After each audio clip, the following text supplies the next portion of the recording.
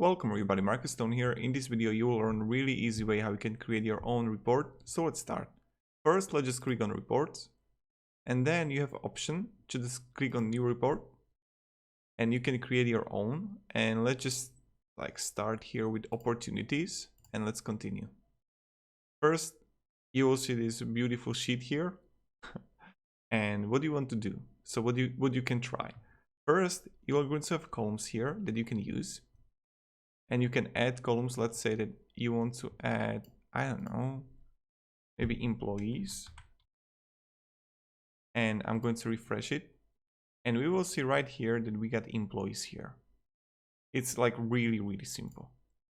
Then you have group rows. And let's say we are going to add a group row by fiscal period, right? So when I'm going to write here fiscal period, okay, refresh, we can see that we got these like two tables right now, which is really good. Then if you want, you can add filters, and it's also really simple. This is not going to probably work right now, but let's try. And stage equals, okay. Voila, here we go. Yeah, this is not working right now, but this is how we can use filters to filter something if you would like. When we go back to outline, you can also group columns, not rows, also up to you. And then you have like show fields, and you can use also fields for your table. This is how you create really easy report, and it's quite simple. And when you have it, when you have group rows, you can also add chart. Okay, refresh.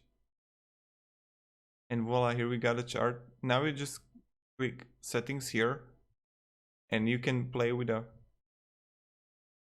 sum of employees. Yeah, let's say that we want to